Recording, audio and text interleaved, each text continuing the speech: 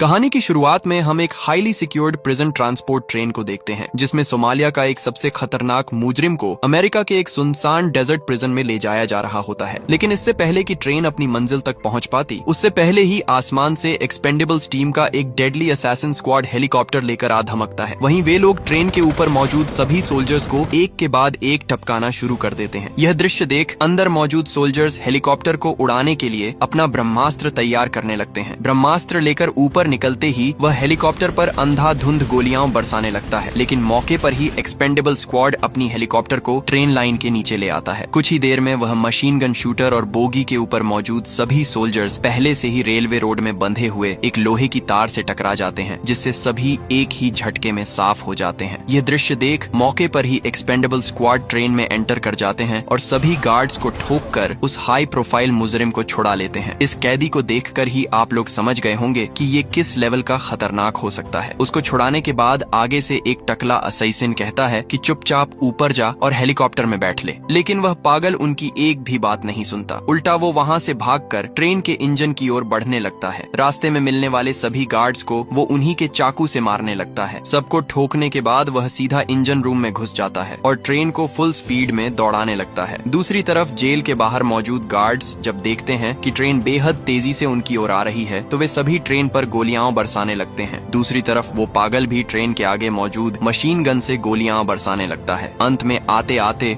वह पागल हेलीकॉप्टर में कूद जाता है और ट्रेन सीधा जेल को तोड़कर अंदर घुस जाती है। ट्रेन के इस भयानक झटके से पूरा जेल तहस नहस हो जाता है। इसके बाद वे लोग उस कैदी को लेकर एक अबैंडन्ड एयरपोर्ट पर उतरते हैं। अब दोस्तों, आप लोग भी सोच रहे होंगे कि आखिर ये कौन है ससुर का नाती जिसे इतना मेहनत करके ये लोग छुड़ा कर लाए हैं। दरअसल दोस्तों, इसका नाम है ब्लैक पैंथर और इसे इतनी मेहनत से इसलिए छुड़ाया गया है क्योंकि ये लोग एक बहुत ही खौफनाक मिशन में जाने वाले हैं और इस मिशन को एग्जीक्यूट करने के लिए इन्हें ऐसे ही टॉप और शार्प माइंडेड मुजरिमों की जरूरत पड़ेगी। इसी के साथ वे लोग उस अबैंडन्ड एयरपोर्ट से रवाना हो जाते हैं। प्लेन के अंदर हम देखते हैं कि असैसिन रॉब हाथ में चाकू पकड़े उस ब्लैक पैंथर को अजीब तरीके से घूर रहा होता है। तभी आगे से ब्लैक पैंथर कहता है, भाई मिशन में जा रहे हैं ना हम लोग, तो जरा तेरा चाकू देना, दाढ़ी काटूंगा। मिशन में जाने से पहले मुझे भी हैंडसम दिखना है। ये सुनते ही रॉब अपना चाकू उसे दे देता है। फिर क्या दोस्तों, पैंथर उसी चाकू से अपनी दाढ़ी काटने लगता है। वहीं दूर कॉकपिट पर बैठा टकला ये सब देख अपने लीडर से पूछता है, ये कौन सा पागल को मिशन में लेकर जा रहे हैं हम लोग। आगे से लीडर कहता है, अरे टेंशन मत लो, ये पागल कभी मेरा ही टीममेट हुआ करता था। काफी स्ट्रॉन्ग और शार्प माइंडेड बंदा है जो आने वाले मिशन में हमारा सबसे बड़ा हथियार साबित होगा। और हाँ, तुम लोग इससे दूरी बनाकर ही रखना। अगली सुबह हम सोमालिया में मौजूद मोगादिशु नाम के एक विशाल बंदर पोर्ट को देखते हैं, जहाँ हजारों कंटेनर्स से भरे कई बड़े शिप्स आकर रुके हुए हैं। दरअसल इन कंटेनर्स के अंदर बड़े स्केल पर हथियारों की स्मगलिंग चल रही होती है। इसी पोर्ट के जरिए ये डेडली वेपन्स दुनिया के अलग अलग देशों में भेजे जाने वाले थे, ताकि दुनिया में लगातार गृह युद्ध और तबाही मची रहे और इनके हथियारों का धंधा दिन रात फलता फूलता रहे। और दोस्तों, यही होता है इन एक्सपेंडेबल्स टीम का अगला मिशन। सुबह होते होते ये टीम भी पोर्ट तक पहुंच चुकी होती है। यहाँ उन्हें पिकअप करने के लिए पहले से ही हिप्पो नाम का एक एक्सपेंडेबल्स मेंबर उनका इंतजार कर रहा होता है। आगे से हिप्पो उन्हें एक डेडली मशीन गन दिखाते हुए कहता है, ये सब का बाप है, सिर्फ 5 सेकंड में 2000 राउंड उड़ा देता है। तुम लोगों को भी चाहिए तो बताओ। लेकिन आगे से बाकी टीम मेंबर्स हंसते हुए कहते हैं, रहने दे भाई, हमारा अपना गन ही बेस्ट है। वहीं अपना भाषणबाजी खत्म करने के बाद वह लोग पोर्ट की ओर बढ़ने लगते हैं। पोर्ट में पहुंचते ही वे लोग अंदर घुसकर एक के बाद एक गार्ड्स को साफ करना शुरू कर देते हैं। यहाँ ये लोग इतनी शांति से इस काम को अंजाम दे रहे थे कि किसी को भी इसकी कानो कान खबर तक नहीं थी। सभी फ्रंट लाइन के गार्ड्स को ठोकने के बाद इस बार ब्लैक पैंथर को भेज दिया जाता है अपना जलवा बिखेरने के लिए। ऑर्डर मिलते ही पैंथर सभी सिक्योरिटी गार्ड्स को चकमा देते हुए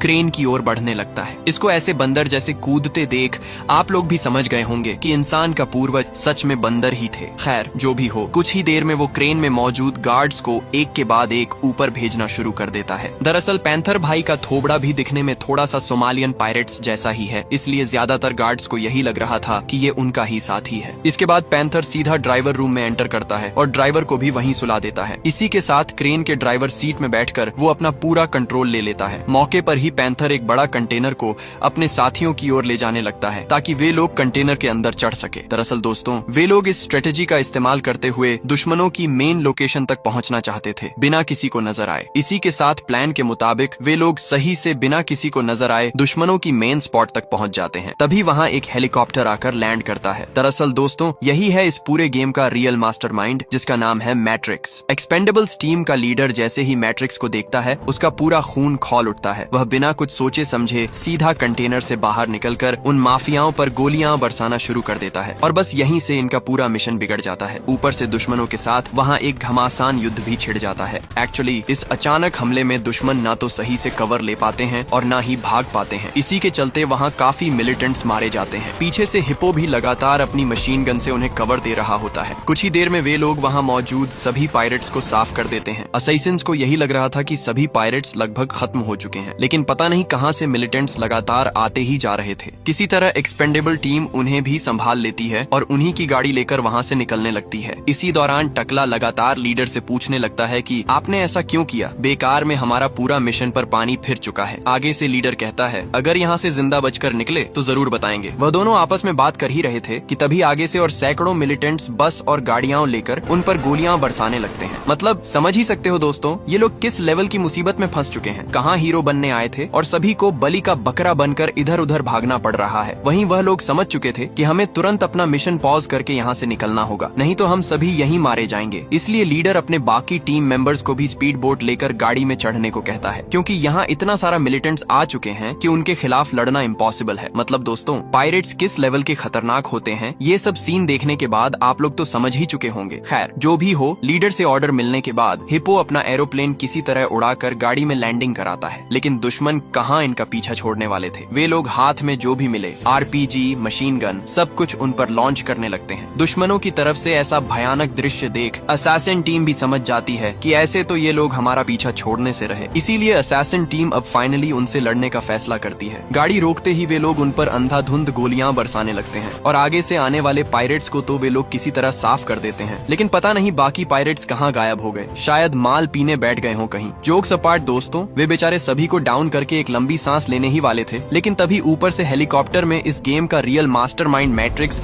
अपनी स्नाइपर राइफल से हिप्पो को गोली मार देता है। जब चाचा देखता है कि वे सभी हिप्पो को लेकर भाग रहे हैं, तभी चाचा वहां अपना एक मिसाइल लॉन्च कर देता है। यह दृश्य देख टकला असैसिन सभी को तुरंत कवर लेने को कहता है, लेकिन इतना जल्दी और वो भी घायल टीम मेंबर को लेकर वे लोग क्या ही तो कवर ले पाते। मौके पर ही वह मिसाइल उनके बिल्कुल बगल में आ गिरता है, जिससे वहां एक भयानक ब्लास्ट हो जाता है। इस जबरदस्त धमाके में पूरा इलाका तहस नहस हो चुका था। हालांकि पानी में गिरने की वजह से पूरी टीम किसी तरह बच जाती है, लेकिन हिप्पो की तबीयत लगातार बिगड़ती ही जा रही थी। वे लोग किसी तरह उसकी ब्लीडिंग रोकने की कोशिश करते हैं और इसी के साथ हिप्पो को तुरंत प्लेन में चढ़ाकर वहां से रवाना हो जाते हैं, क्योंकि अगर उसका तुरंत इलाज नहीं करवाया गया तो वह जल्द ही शहीद हो जाएगा। इसी दौरान पूरा मिशन ऐसे बुरी तरह से फेल हो जाने पर पूरी टीम मन ही मन कैप्टन बॉब को कोस रही होती है। सबके दिमाग में बस यही सवाल चल रहा था कि आखिर मैट्रिक्स को देखते ही कैप्टन इतना बेकाबू क्यों हो गया, क्योंकि अगर वह उस वक्त गुस्से में आकर हमला न करता तो शायद आज मिशन भी सक्सेसफुल होता और हिप्पो की ये हालत भी न होती। दरअसल दोस्तों, मैट्रिक्स और लीडर बॉब के बीच दुश्मनी आज की नहीं थी। एक समय ऐसा भी था जब मैट्रिक्स खुद एक्सपेंडेबल्स टीम का सबसे खतरनाक और भरोसेमंद मेंबर हुआ करता था। लेकिन फिर ऐसा क्या हो गया जिसकी वजह से जो आदमी कभी एक्सपेंडेबल्स का सबसे बड़ा हथियार हुआ करता था वही आज उनके लिए सबसे बड़ा खतरा बन चुका था। हालांकि टीम में शामिल नए असैसिन्स को अभी तक मैट्रिक्स के अतीत के बारे में ज्यादा कुछ पता नहीं था। खैर, इस मैट्रिक्स के बारे में हम आगे जानेंगे। सीन शिफ्ट होने पर हम सभी को एक हॉस्पिटल में देखते हैं जहाँ हिप्पो अपनी जिंदगी से लड़ रहा होता है। हिप्पो का ऐसा हाल देख लीडर बॉब अपने सभी टीम मेंबर्स को साफ साफ कह देता है कि आज के बाद से तुम लोगों के साथ कोई मिशन नहीं, क्योंकि मैं यह नहीं चाहता कि मेरे चक्कर में तुम सभी लोग एक एक करके टपक जाओ। इसलिए आज के बाद से जो करना है मैं अकेले ही करूंगा। इसी के साथ वह सभी को अलविदा कहकर हॉस्पिटल से निकलने ही वाला था कि तभी आगे से उसी का पुराना दोस्त मार्क आकर उससे पूछता है कि हिप्पो का इतना बुरा हाल किसने किया है। आगे से बॉब कहता है मैट्रिक्स अभी भी जिंदा है। ये सुनते ही मार्क के तो होश ही उड़ जाते हैं, क्योंकि उन लोगों ने तो उसे 6 साल पहले ही मार दिया था। फिर ये वापस जिंदा कैसे हो गया? दरअसल बॉब खुद भी यह समझ नहीं पा रहा था कि वो साला अब तक जिंदा कैसे है। यहाँ दोस्तों, मैट्रिक्स के बारे में आप लोगों को और थोड़ा जानकारी दे देते हैं। जैसे कि आप लोगों को पता ही है कि मैट्रिक्स कोई आम आदमी नहीं बल्कि कभी एक्सपेंडेबल्स टीम का सबसे डेंजरस और इंटेलिजेंट मेंबर हुआ करता था। लेकिन एक मिशन के दौरान पैसे और शोहरत के लालच में आकर उसने अपनी ही टीम को एक भयानक ट्रैप में फंसा दिया था और सबको मौत के मुंह में छोड़कर खुद वहां से भाग निकला।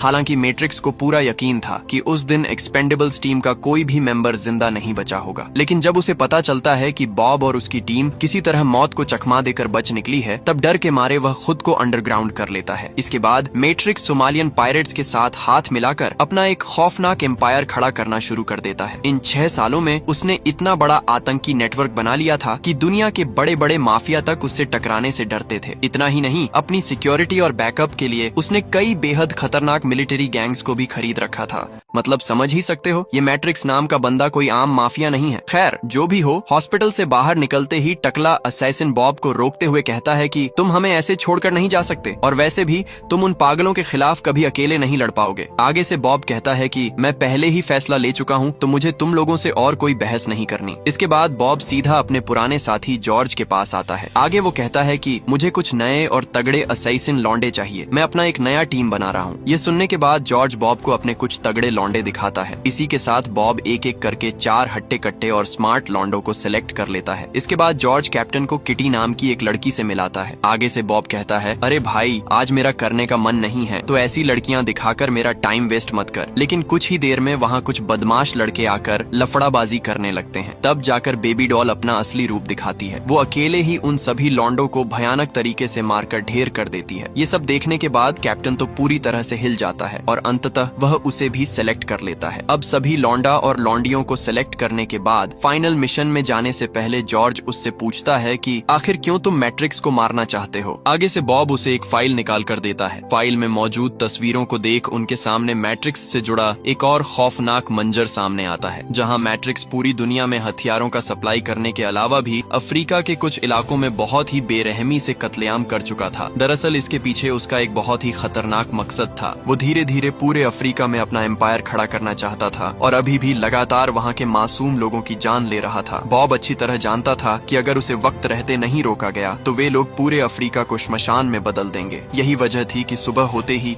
सभी मिशन पर निकलने के लिए तैयार होने लगते हैं। लेकिन तभी वहाँ बॉब की पुरानी असैसिन टीम आ धमकती है। वे सभी बॉब से काफी नाराज होते हैं क्योंकि बॉब ने उनसे झूठ बोलकर यहाँ अपनी एक नई टीम खड़ी कर ली थी। उन्हें लग रहा था कि बॉब ने अब उनकी जगह किसी और को दे दी है और बिना उन्हें साथ लिए इस खतरनाक मिशन पर जा रहा है। दरअसल दोस्तों, इनको साथ न लेने के पीछे बॉब का एक बहुत ही बड़ा और खास मकसद है, जो आपको कुछ ही देर में पता चल जाएगा। इसी के साथ वह अपने नए असैसिन्स टीम को लेकर मिशन के लिए रवाना हो जाते हैं। स्पॉट में पहुंचते ही वे लोग स्काई डाइविंग करते हुए नीचे उतरने लगते हैं। सुबह होते ही वे लोग मैट्रिक्स को ठोकने की प्लानिंग में लग जाते हैं। ये सभी यही डिस्कशन कर रहे होते हैं कि किस तरीके से वे लोग मैट्रिक्स के हाई सिक्योरिटी बिल्डिंग में घुसकर साले को ठोका जाए। इसी के साथ वे लोग हर एंट्री पॉइंट को सही से इवेल्युएट करने लगते हैं ताकि वह लोग पूरी सफाई से इस मिशन को एग्जीक्यूट कर सके। साथ ही वह लोग एक बार प्रैक्टिकली भी बाहर से पूरे बिल्डिंग को अच्छी तरह जांच लेते हैं कि मैट्रिक्स बिल्डिंग में कब घुसता है और कब निकलता है। खैर दोस्तों, इसी तरह 2-3 दिन प्लानिंग करने के बाद वे लोग फाइनली मिशन को एग्जीक्यूट करने के लिए जबरदस्त और तगड़ी स्ट्रेटेजी का इस्तेमाल करते हैं। कुछ अंडरग्राउंड टनल से होते हुए बिल्डिंग में एंट्री ले लेते हैं और बाकी 2 बिल्डिंग के ऊपर से सभी सिक्योरिटी को चकमा देते हुए धीरे धीरे मैट्रिक्स के ऑफिस की ओर बढ़ने लगते हैं। कुछ ही देर में फाइनली सभी बिल्डिंग में घुसकर एक के बाद एक गार्ड्स को उड़ाना शुरू कर देते हैं। यहाँ उनकी प्लानिंग होती है कि मैट्रिक्स को जिंदा पकड़कर अपने साथ ले जाया जाए ताकि उसे टॉर्चर करके उसके हर बड़े प्लान और हथियारों के सभी स्मगलिंग स्पॉट्स के बारे में सच उगलवाया जा सके। वहीं असैसिन टीम सभी गार्ड्स को ठोककर धीरे धीरे आगे बढ़ रहे होते हैं। दूसरी तरफ मैट्रिक्स बिंदास बिल्डिंग में अपना हथियारों का डील कर रहा होता है, लेकिन चाचा को क्या पता कि उसको ससुराल ले जाने के लिए ऑलरेडी बारात बिल्डिंग में पहुंच चुकी है। कुछ ही देर में वे लोग बिल्डिंग की सभी लाइटें बंद करके एक साथ सभी सिक्योरिटी को नरक भेजना शुरू कर देते हैं। ऐसे कुछ देर वहां महातांडव चलाने के बाद वे लोग फाइनली मैट्रिक्स को बंदी बनाकर अपने साथ लाने में सफल हो जाते हैं।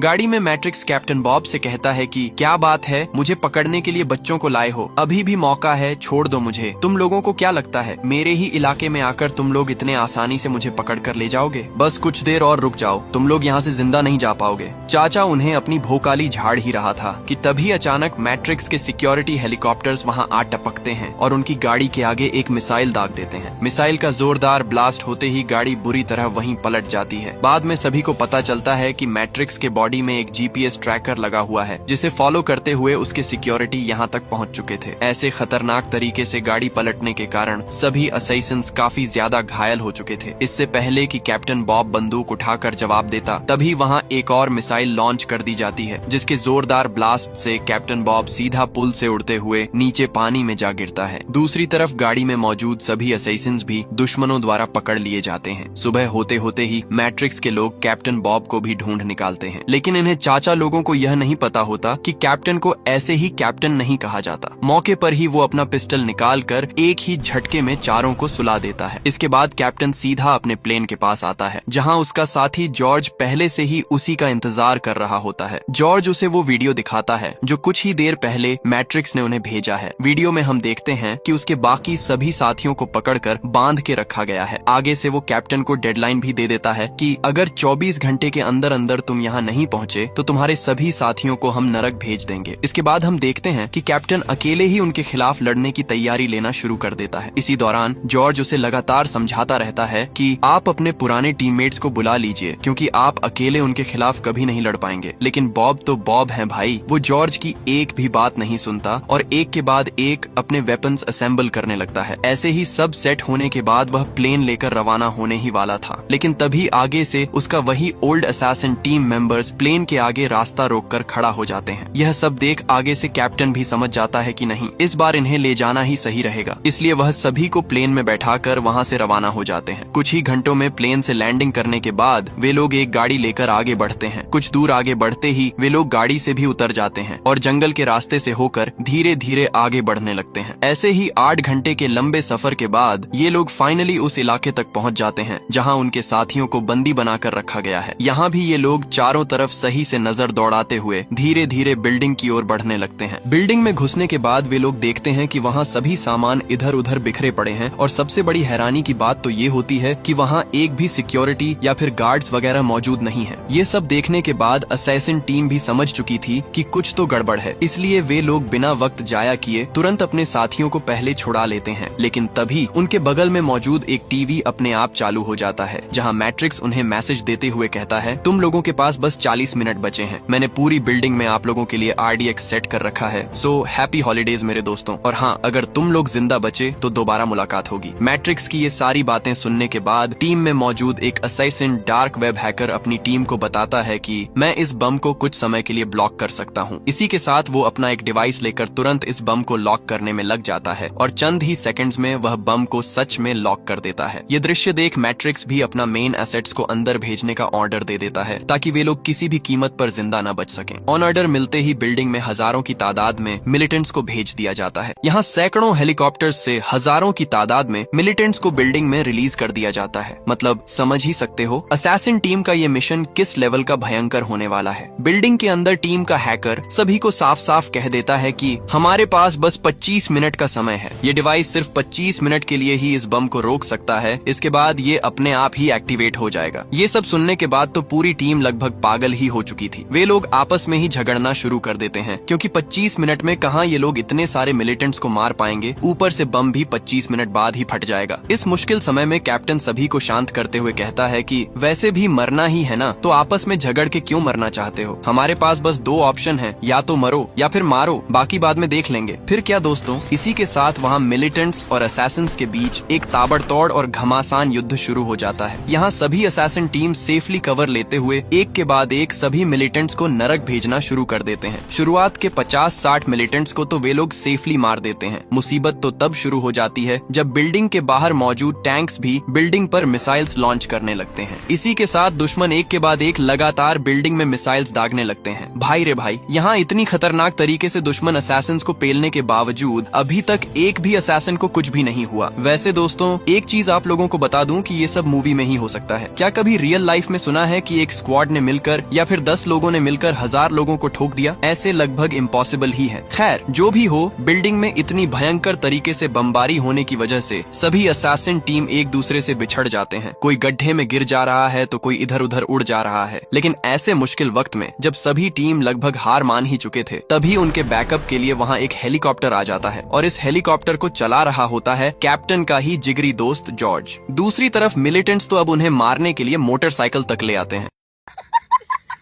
मतलब कुछ भी साला, इतना सारा मिलिटेंट्स मिलकर भी 10-12 असैसिन्स को नहीं मार पा रहे हैं, बताओ। खैर जो भी हो, अब उनके बैकअप के लिए हेलीकॉप्टर्स भी आ चुके थे, इसलिए अब टीम का हौसला और ज्यादा बढ़ जाता है। इसी के साथ हेलीकॉप्टर्स बाहर मौजूद सभी मिलिटेंट्स को अपने मशीन गन से उड़ाना शुरू कर देते हैं। ये सब दृश्य देख बेस में बैठा मैट्रिक्स का तो मानो पैरों तले जमीन खिसक जाता है। इधर सभी असैसिन्स अपना अपना सोलो वर्सेस स्क्वाड खेलना शुरू कर देते हैं। एक टीम मेंबर तो दुश्मनों की ही मोटरसाइकिल लेकर बाहर घूमने चला जाता है, मतलब कुछ भी। और दोस्तों, यहाँ इतना लंबा चौड़ा फाइट सीन दिखाया गया है ना कि अगर इसको पूरा एक्सप्लेन करने बैठूं तो पूरी मूवी 2 घंटे की मूवी बन जाएगी। इसलिए मैं रिक्वेस्ट करूंगा कि जिंदगी में मरने से पहले आप लोग यह मूवी जरूर देखिएगा। इधर ये दोनों को देखो, इन्हें दोनों का बहुत ज्यादा किल चोरी हुआ है ना, इसलिए दोनों आपस में लड़ रहे हैं। इसी बीच ऊपर आसमान में हेलीकॉप्टर वर्सेस हेलीकॉप्टर भी शुरू हो चुका था। इसी तरह कुछ घंटे लड़ने के बाद कैप्टन अपने सभी टीम मेंबर्स को ऊपर छत में चढ़ने को कहता है, क्योंकि बिल्डिंग के सभी RDX एक्टिवेट होने जा रहे हैं। उनका 25 मिनट का समय लगभग खत्म होने वाला था। ऑर्डर मिलते ही सभी किसी तरह दुश्मनों को ठोकते ठोकाते हुए छत तक पहुंच जाते हैं, लेकिन तभी नीचे मौजूद कैप्टन बॉब को मैट्रिक्स गोली मार देता है। यहाँ चाचा का ईगो पूरी तरह हर्ट हो चुका था, क्योंकि उसकी हजारों की तादाद में मौजूद सेनाओं को इन लोगों ने ऐसे ही धूल चटा दी थी। इसी के साथ दोनों के बीच वहाँ एक तगड़ी हैंड टू हैंड फाइट शुरू हो जाती है। दूसरी तरफ बम ऑलरेडी एक्टिवेट हो चुका था और कभी भी फट सकता था, इसलिए कैप्टन जल्दी से अपना पिस्टल उठाकर मैट्रिक्स चाचा का खेल वहीं खत्म कर देता है। इसी के साथ कैप्टन तुरंत बिल्डिंग से निकलने लगता है, लेकिन तब तक मेन बिल्डिंग कोलैप्स होना शुरू हो चुका था। इसी तरह वो मौत के मुंह से बचते बचाते बिल्डिंग से बाहर तक पहुंच चुका था। वहीं वह बुलेट ट्रेन की स्पीड से दौड़ते हुए किसी तरह हेलीकॉप्टर तक पहुंच जाता है। फिर क्या दोस्तों, इसी के साथ ये लोग मिशन को सेफली एग्जीक्यूट कर लेते हैं। इसी बात पर ये लोग रात को पार्टी करने बैठ जाते हैं और हमारी कहानी भी यहीं समाप्त हो जाती है। तो दोस्तों, कहानी अच्छी लगी हो तो मेरे दूसरे वीडियोस भी जरूर चेकआउट करें। आपका बहुत बहुत धन्यवाद।